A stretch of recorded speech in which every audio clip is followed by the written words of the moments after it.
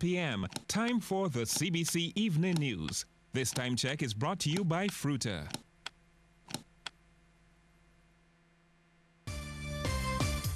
The Education Minister says the water crisis has affected some schools. Is St. Michael Farmer faced with an unusual problem? And in sports, Barbados beat rivals TNT to advance to the Super 50 semis. Credible, balanced, committed. This is the CBC Evening News. And a very good evening to you. I'm Lisa Lord with the CBC Evening News. The water crisis affecting parts of rural Barbados not only impacted Barbadian households and businesses, but several schools felt the pinch last year. In fact, Minister of Education Ronald Jones says vital time was lost last term. I don't like to send home schools.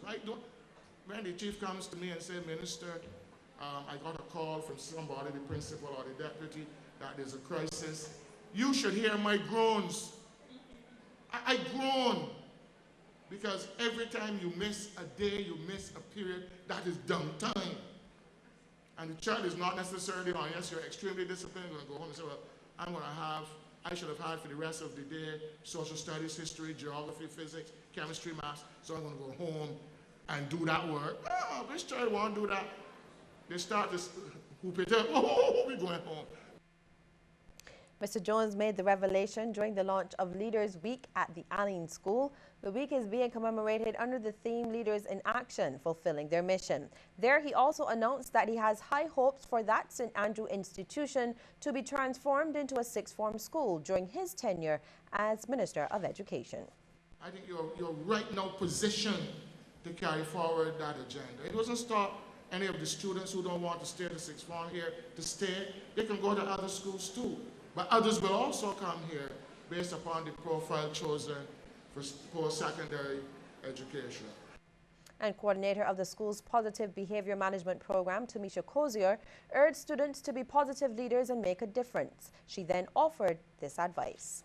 As we begin this race, students of Allen School, get ready. Get ready to listen and prepare for action. Set your mind on your goals and work to fulfilling your mission.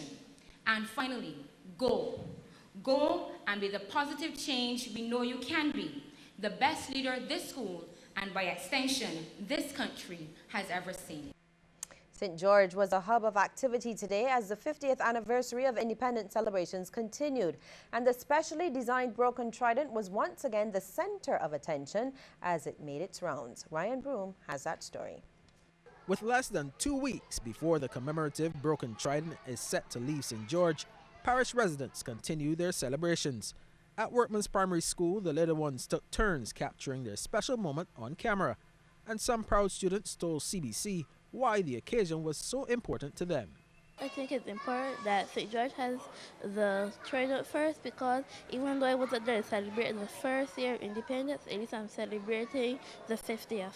I am happy to receive the trident in St. George because I live in St. George and it's proud to me. Our Walton Barrow supported St. George and my whole family lives in St. George. So I love St. George very good, very bad.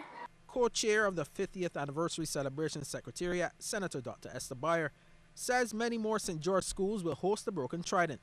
She hopes it will be a time of reflection for the students. What we've tried to do with the students is kind of bring it home to them. What does it mean to me?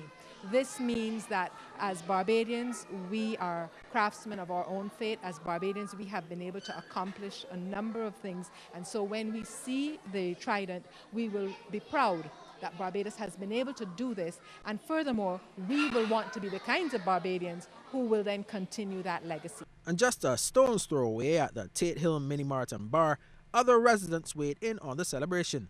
Some have been living in St. George for as long as 60 years.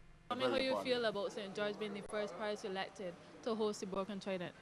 Yeah, it was the most fertile parish with the breadbasket in Barbados. Still is. People friendly, we have accept all kind of people with different nationalities. St. George is a very good parish. It's in the center. I call it the heart of Barbados. It's a nice parish, got nice people. Everything about it is very nice. The Independence Trident as being the center of the island, you know what I mean? I believe that we've got the heart chakra of the island too, so the energy is strong in St. George. So our voice, yeah, it makes sense to me. St. George is a stunning place. You got tourist attraction, you got Elena Gun Hill, you know? Very loving. I feel proud, great. Why? Yeah, because St. George, we in the heart of the country, so I feel proud about that. And St. Thomas is next in line to receive the broken trident at the end of this month. Ryan Broom, CBC News. And in related news, Chairman of the 50th Anniversary of Independence Celebrations Committee, Senator Maxine McLean, says the legacy of Barbados' sporting legends will not die but will pass on to the young people of this country. This will be done, she says, through the Trident Run scheduled for Errol Barrow Day on January 21st. She was speaking at a media conference to provide an update on that national event. The run is intended to acknowledge a number of places along the route upon which the Right Excellent Errol Walton Barrow left an indelible mark, whether in his personal, public, or professional career. Among those institutions will be Parliament, government headquarters, the Cruising Club, the Hilton Hotel, the military cemetery where some of his ashes are buried, the Garrison, Culloden Farm, Ilara Court. The run will start at 3 p.m. and end at 5 p.m. Some 200 participants are expected to take part. Senior Administrative Officer at the Barbados Olympic Association, Gail Craig Archer, is encouraging Barbadians to line the route in support of the runners who would have contributed to sports development in Barbados and beyond. George Payne, who I only found out recently was a former distance runner, MP for St. Andrew. He has agreed to take the trident from Parliament, and he will hand it off to Noel Lynch, who also used to be an athlete. So we're trying to pull the former athletes that a lot of people wouldn't know did stuff. We also have Siebert Strawn. We've got Anton Norris, who's Barbados' most decorated athlete at a Commonwealth Games. And following the Trident Run, there will be another national event for Barbadians to attend, the Community Sunset Concert. Senator McLean says the Sunset Concert will run from 5:30 in the evening until 8 at the Glebe in St. George. The best of the secondary school bands have been selected to showcase their talent, and a special invitation is being extended to young people. We have some talented young individuals, as well as some of the known bands from our secondary schools, as well as the Barbados Community College. And therefore, it is more than an entertainment event. It's an attempt to showcase the talent of our young people who, by their hard work, discipline, and commitment to their craft, will be able to share not only with the community of St. George, but with the people of Barbados who would choose to take advantage of this concert. St. Michael Farmer is tonight pleading for assistance. She's found herself in the unusual position of having to feed 10 piglets whose mother has died. Cheryl Phillip has been farming for the last 37 years, but this is the first time she's had piglets with no mother to take care of them. This is the situation the Bibby's Lane farmer now finds herself in after the mother of these 4-day-old piglets died shortly after giving birth. The pig was in labor on Wednesday night, and I get up and I look at it, and it was good. And then Thursday morning, I had the young ones, and it was good and everything. And just the next day, I saw it was laying down and it wasn't moving. I give it water, give it Panadol, and it drink and eat everything, and nurse the young up to the death. When at high def, and next time I hear just this low gap, it was outside of my ground. And when I went to look out, I saw the young ones on it nursing, it was dead. She says dealing with the piglets has been very challenging, especially feeding them 4 times a day.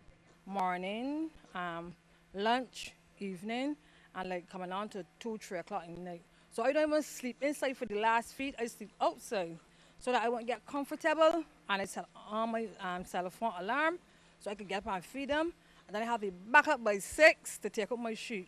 And Miss Phillip wasn't kidding about sleeping outside for those early morning feeds either. She showed us her makeshift bed. Right now, she's asking for help with some milk for the piglets. I paid for some milk, some hay, some feed, just to help me along. Because I really need milk, because I can't go to get the grass now, because I have to deal with these. And the feed now, I still got my dogs, so it's very, very, very challenging with me. Very, very challenging now. The piglets will need milk for the next 6 to 8 weeks until they are weaned. Anyone who is interested in assisting Miss Phillip can reach her at 425-4447 or 820-7777. A St. John man has been remanded to Her Majesty's Prison at Dodds after he was held with close to $2 million worth of marijuana. Police say 29-year-old Judy McDonald Watson of College Savannah, who appeared in the District C Magistrates Court today to answer the charges, was not required to plea. He was remanded to prison until February 15th. Watson was charged with possession with intent to supply, trafficking and importation of 454.5 kilograms of cannabis. The drugs were discovered on Saturday after police drug squad conducted an operation at Concept Bay over in St. John. Well, coming up after the break, more legislative muscle to safeguard Barbados's heritage.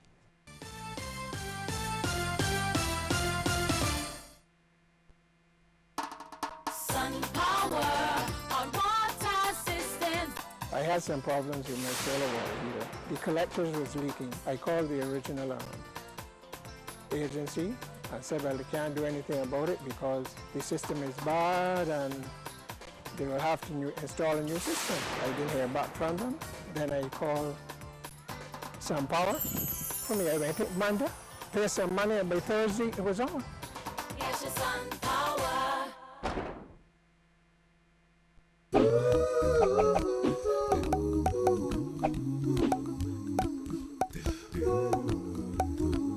Get a Be Content plan from as low as $35 a month. Call us at 436-6200 for a quote today. Hashtag pay in installments.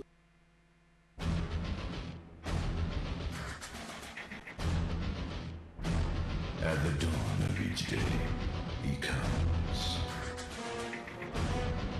with just one purpose: to fill your morning with excitement.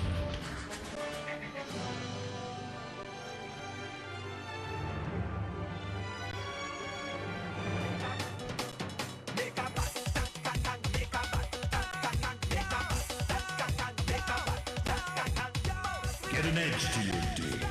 Kurt Rowland, Edge. Morning Show.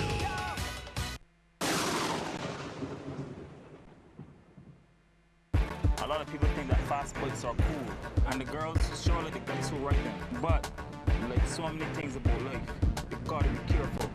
Having sex without a condom is like riding a bike without a helmet. It's just plain dumb. It's okay to have fun, as long as you're smart about it. My name is Daniel the Lion Coaches, and I'm different, and I'm making a difference. Live up. Love, protect, respect.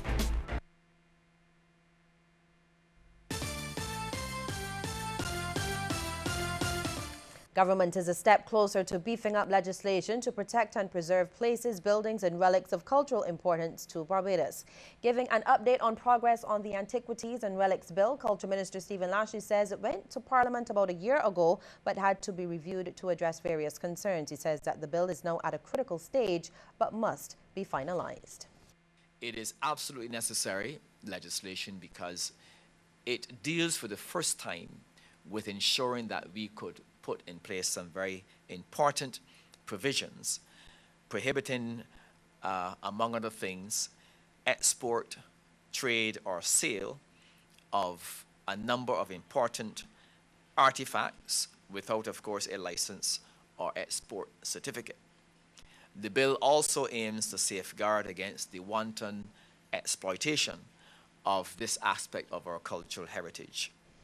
Minister Lashley gave details on the bill during the opening of a two-day workshop hosted at the Radisson Aquatica Resort by the Organization of American States, that's the OAS. Its focus is on developing national heritage legislation. Meantime, we hear that big tax benefits are on offer for corporate and private entities that get involved in the business of conservation.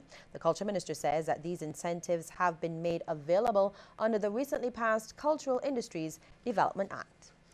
There are a number of very creative incentives placed in the body of that legislation aimed at encouraging both private and, of course, corporate entities and bodies to get involved in the very important work of conservation and to receive in exchange various tax benefits for their important efforts. Meantime, an OAS official is concerned about how Barbados and some countries in the region use cultural heritage to enhance tourism.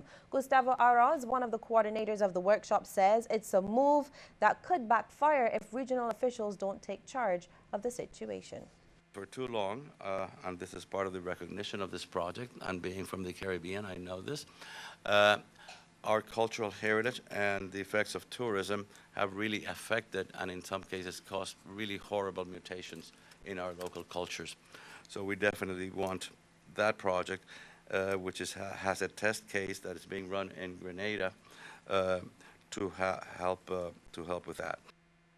The Association of Retired Fire Officers says it is up, running and here for the long haul. During its first anniversary service at the St. Mark's Anglican Church, its president Keith Ward says the association's members contributed to the success of its first year. This includes the launch of its welfare committee under Miss Edna Gittins, which organizes visits to the ill or immobile retired fire officers. We have also been able to provide medical equipment for one individual for his comfort and convenience, and also provide transportation to medical visits when necessary. Other notable accomplishments have been the acquisition of our uniform we have proudly exhibit today, and donation we were able to provide to Dominica during their period of disaster last year. One local organization is making moves early in 2016 to assist the youth in Barbados. The Community Services for the Disadvantaged Youth Association is hosting a national karaoke competition to raise funds to help young Barbadians who need it the most. Director of that association, Desmond Hoyt, gave details of the upcoming competition. We are not raising money for the competition. What we'll be having is that we'll be looking for people. But we, as I said, the fair is where we're going to be hosting to raise the funds that people can come out. So we decided this year that we're going to bring a finals, a karaoke competition, sorry, it's not a karaoke competition, it's more beyond a karaoke competition. It's going to be a national galaxy star that we are looking for to head on down to Kellyton. The first prize of is $1,000 and a trophy. The second prize, the person will win is $500 and a trophy. And the third prize will be $300 and a trophy.